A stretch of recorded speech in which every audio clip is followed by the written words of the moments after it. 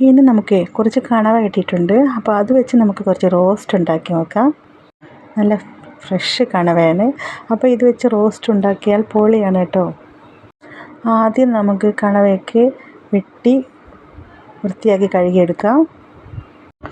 നമുക്കിവിടെ നല്ല കടലോര പ്രദേശമായതുകൊണ്ട് നമുക്ക് നല്ല ഫ്രഷ് മീനൊക്കെ കിട്ടാറുണ്ട് കേട്ടോ. വളരെ കേടായ മീനൊന്നും അങ്ങനെ വാങ്ങാറില്ലേ. എന്ത് മീനായിരുന്നാലും ഞാൻ ഫ്രഷ് നോക്കിയേ വാങ്ങാറുള്ളൂ. അപ്പോൾ ഏത് കറി ഉണ്ടാക്കിയാലും നല്ല ടേസ്റ്റ് ആയിരിക്കും, നല്ല ഫ്രഷ് മീനിട്ട് ഉണ്ടാക്കിയ കറികളൊക്കെ. അപ്പോൾ നമ്മളിത് ആദ്യം വെട്ടി കഴുകി വൃത്തിയാക്കിയെടുത്തു. അപ്പോൾ വൃത്തിയാക്കി കഴുകി എടുത്തതിന് ശേഷം ആദ്യം ഒരു അര ടീസ്പൂണ് മഞ്ഞൾപ്പൊടി ഇടുക. പിന്നെ അതിലോട്ട് കുറച്ച് മുളക് പൊടി ഇടുക. മുളക് പൊടി 1 ടീസ്പൂൺ മതി. പിന്നെ അര ടീസ്പൂൺ മല്ലിപ്പൊടി, പിന്നെ കുറച്ച് മസാലപ്പൊടിയും കൂടെ ഇട്ട് കൊടുക്കുക. പിന്നെ അത് കഴിഞ്ഞിട്ട് കുറച്ച് കുരുമുളക് പൊടിയും കൂടി ഇട്ട് കൊടുക്കണേ. പിന്നെ അതിലേക്ക് നമ്മൾ കുറച്ച് അതിൻ്റെ പാകത്തിനുള്ള ഉപ്പങ്ങ് ചേർത്ത് കൊടുത്തിട്ട് എല്ലാം കൂടി കുഴച്ചിങ്ങനെ എടുക്കുക. കുഴച്ച് നല്ല പരുവത്തിൽ അങ്ങനെ എടുത്തിട്ട് ഒരു 10 മിനിറ്റ് നേരം അതെല്ലാം കൂടി അങ്ങ് പിടിക്കാൻ വേണ്ടി അങ്ങ് വെച്ചേക്കുക. പിന്നെ നമ്മൾ ഇഞ്ചി, വെളുത്തുള്ളി, കുറച്ച് പച്ചമുളക്, ഒരു തക്കാളി, ഒരു സവോള ഇല്ലെങ്കിൽ ചെറുള്ളിയാലും മതി. ചെറുള്ളിയാണ് നന്നായിട്ട് ചേർക്കേണ്ടത്. അപ്പോൾ ഇതൊക്കെ നമ്മൾ പ്രത്യേകം ചതച്ചെടുക്കുക.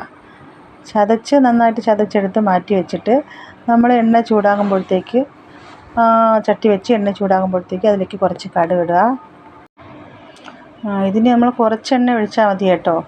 അപ്പോൾ എണ്ണയിൽ ഞാനിപ്പോൾ വെളിച്ചെണ്ണയാണ് ചേർത്തിട്ടുള്ളത്. കുറച്ച് എണ്ണയിൽ പിന്നെ കടുകിട്ട് കറിവേപ്പിലയൊക്കെ ഇട്ട് പൊട്ടിച്ചെടുത്തിട്ട് നമ്മൾ ചതച്ച് വെച്ചിരിക്കുന്നില്ലേ, അതൊക്കെ അങ്ങ് ചേർത്ത് കൊടുക്കുക കേട്ടോ. എന്നിട്ട് അത് വഴറ്റിയെടുക്കുക. നമ്മുടെ ഇഞ്ചി, വെളുത്തുള്ളി, പച്ചമുളക്, തക്കാളി എന്നിവയൊക്കെയാണ്. അതൊക്കെ ഒരുമിച്ച് എല്ലാം കൂടി ഇട്ട് ചതച്ചങ്ങനെ എടുക്കുക. അപ്പോൾ ഇതൊക്കെ നല്ലതുപോലെ വഴന്നു വന്നതിന് ശേഷം നമുക്ക് നമ്മുടെ കുഴച്ച് വെച്ചിരിക്കുന്ന നമ്മുടെ കണവ ഉണ്ടല്ലോ, അതങ്ങ് ചേർത്ത് കൊടുക്കണം കേട്ടോ. എന്നിട്ട് ഇവനെ നന്നായി ഒന്ന് ഇളക്കിയെടുത്ത് നല്ലതുപോലെ വഴറ്റി കൊണ്ടുവരിക. പിന്നെ വേറൊരു കാര്യം, ഇതിലോട്ട് വെള്ളമൊന്നും ചേർക്കാൻ പാടില്ല കേട്ടോ. വെള്ളം ഇതിനകത്ത് തന്നെ ഉണ്ട്, നമ്മുടെ കണവായിൽ തന്നെ വെള്ളമുണ്ട്. അപ്പോൾ ഈ കൂന്തൽ, നമ്മുടെ ഇവിടെ കൂന്തൽ എന്നൊക്കെ പറയും, കണവ പറയും, പിന്നെ ചടയനെന്ന് പറയും. ഓരോ നാട്ടിലും ഓരോന്നാണല്ലോ. അപ്പം നമുക്കിവിടെ കൂന്തൽ, കണവ എന്നൊക്കെ പറയും. അപ്പോൾ ഇത് നല്ലതുപോലെ വഴറ്റിയെടുക്കുമ്പോൾ തന്നെ നല്ലൊരു വാസന വരും കേട്ടോ, നല്ല സ്മെല്ലാണ്. പക്ഷേ ഇത് മാത്രം കൂട്ടി നമുക്ക് നല്ലതുപോലെ വയറ് നിറയെ ചോറ് കഴിക്കാൻ പറ്റും കേട്ടോ. ഇത് മാത്രം മതി, വേറെ ഒരു കറിയുടെയും ആവശ്യമില്ല. അത്രയ്ക്ക് ടേസ്റ്റാണ്. നിങ്ങളൊന്നുണ്ടാക്കി നോക്കൂ.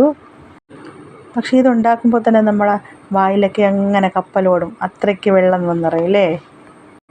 അപ്പോൾ ഇതിൻ്റെ മണം കേൾക്കുമ്പോഴേ തന്നെ നമുക്ക് അങ്ങനെ നല്ലൊരു ഫുഡൊക്കെ കഴിക്കാമല്ലോ എന്ന് ഓർത്തുള്ളൊരു സന്തോഷമൊക്കെ വരാറില്ലേ.